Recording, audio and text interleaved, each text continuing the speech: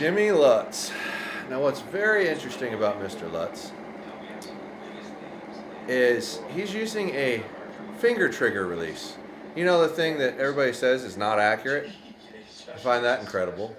I completely disagree with that whole philosophy, to be honest. But what I feel worst about is poor Bodie sitting back there watching this whole thing happen when he didn't get into that shoot-offs, which is a travesty. Mr. Lutz here is like 3 seconds to 4 seconds at draw in general, and just boom, gone. Like, he's firing so quick. It's just unbelievable. Pettit, I think that's how it's pronounced, is also using like a 4-year-old target bow, which is fun. I love it when you see stuff that doesn't belong here in the modern thought process, right? Oh, it's got to be the newest, latest, greatest thing. Jesus, he just shot that in like a second and a half. It's unbelievable. Oh man, like I'm not saying he's like punching the trigger, but Jesus Christ, it's going off really fast.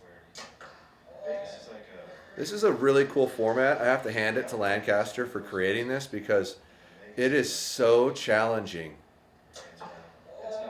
You have an option to shoot a little 12, which is between the 8 and the 7. So it's like a high risk, high reward, and you have to call it ahead of time. And no spoilers, but that might cost you, and it might hurt you, depending on your choices. It's pretty interesting. Honestly, I don't know if I've ever had a better anchor point than when I shot that style of a release, and I've actually been thinking a lot about going back to it. But watching his finger movement there, it looked like he almost jerked on the trigger and then didn't. So I'm willing to bet he is commanding the shot, or in better phrase, smacking the trigger.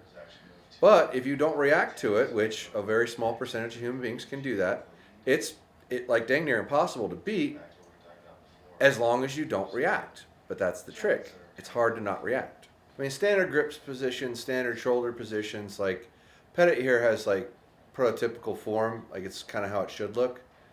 But at the end of the day, as long as you can do it the same, and there he went for the 12, which is like high risk, high reward. He misses that, he's got an 8. And you're pretty much out if you miss that thing. You have to go for it. Lutz is just pounding 11s, shot after shot after shot after shot. It just doesn't phase him. He just does nothing but pound it in there. But he is commanding the shot from what I can tell.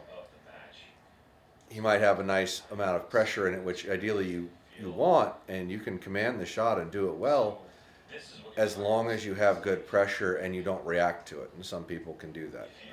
Tim does that a lot. The hammer. Tim Gillingham, for all these that aren't paying attention. That guy's forgot more about archery than anybody will probably ever know. He's incredibly smart, but he has some really interesting and quirky philosophies in how to set up things and how to shoot things. But man, he's winning year after year. He's just in the senior now, so he's older. I guess who am I to criticize a pro, right? But I would like to see him get into his anchor a little faster because he is spending a lot of time at draw, and that will create fatigue over time. I mean, Lutz is not your prototypical anchor or anything, and he's got almost no pressure when it goes off. He's actually set up pretty light.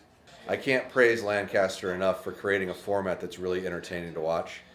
I don't typically watch shooting much because obviously I live it, I breathe it, I work it, so I don't have like time, but I will typically stop and watch this because it's really entertaining. And it will be really neat to see more events in a similar fashion. A couple of them around the country maybe. That would be pretty cool just because it is an entertaining format to watch. Like it really is. Oh, Slusarz. Now this is amazing. Not gonna lie. This dude's shooting a hunting bow, or a 3D bow, whatever you want to call it. He's shooting an actually I'm going to grab it real quick. I have one right here. He's shooting a Darton Sequel 35 ST. Timing, wheeling. 35-inch axle-to-axle bow typically would be a longer hunting bow or a 3D bow. Not something you'd usually ever see in an indoor tournament. And he finished with the highest qualifying score. So he gets to go last, and he's also shooting a shorter than traditional stabilizer. Granted, sorry. It's a 27-inch stabilizer, right? So it's still a target stabilizer, but it's not like as long as everybody else's. So contradictory to typically what you would see. Lutz starts off with an 11. And once again, finger trigger. Yeah, shooting a thumb with a lot of back pressure. And you can tell that by how much his hand goes back, how fast it goes back. Like Jim's is really gradual. I mean, it's going back, but it's going back and not like a excessively high rate of movement. Where if you watch Slusarz, when it goes off, it's like a legit explosion because he's pulling really hard into it, I'm sure, when you look at his back end. Yeah, so boom, goes back really hard. He's just barely getting him in there too. I'm betting that's some nerves, to be honest. But yeah, Lutz's position, like he's just lightly, gradually pulling. And the dangerous part of doing that is every once in a while you'll get one that goes off weird. It's amazing when you start shooting that way, once you have a calm mind, that it's actually really easy to sit there and hold and shoot. But every once in a while you'll get a flyer that you can't control. And that's the problem with shooting with lightweight. When stress is induced, you'll end up missing because it's easier to miss with that lighter setup.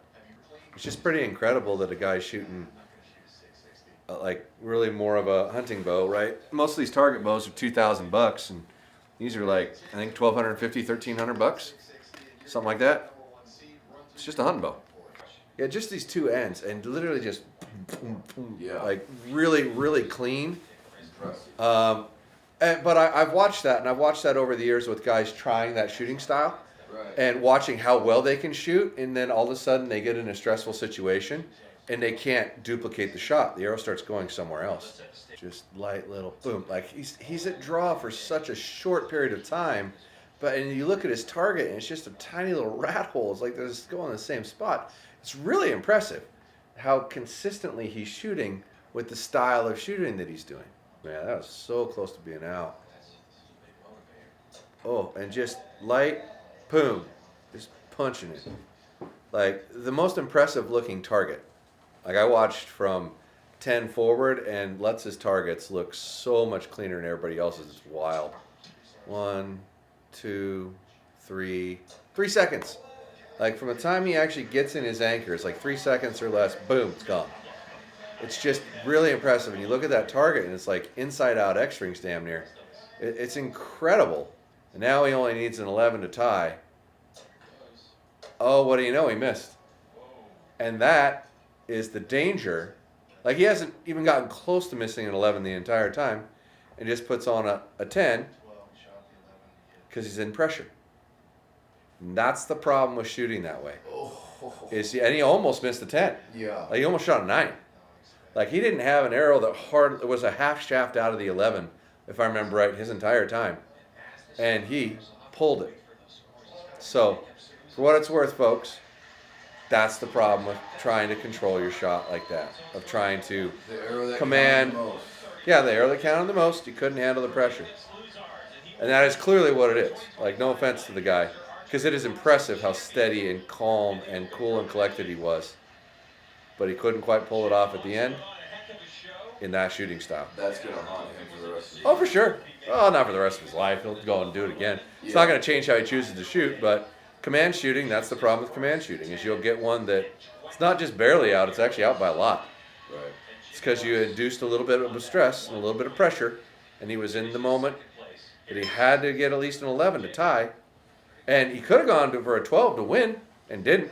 Right. Called it and didn't, just was trying to tie because he got nervous. And you get nervous, you react different. And so the guy with basically a hunting bow wins it all, which it's a long axle-to-axle hunting bow. You can shoot it for 3 to your target, but probably the least expensive bow on the stage wins, which is cool. Respect. Now he did have the advantage of getting to go last, but you only get to go last if you shoot the highest ranking score. Yeah, he earned it. Yeah, he earned it. So hats off to Darton. First big national championship this year. I know Rushmore Rumble, I'm pretty sure Bodie won that. But, yeah. So what bow is Bodie going to shoot next? It's a good question. Yeah, so comment down below on what you think about this video and things like that. We can go through and do these on every major event that's televised. I wouldn't mind it. I'm just drinking a cup of coffee and talking, commenting on what certain people are doing that are way better at archery than me, but I can at least identify it because I've seen it enough. So let me know what you think of this video and others, and appreciate you watching.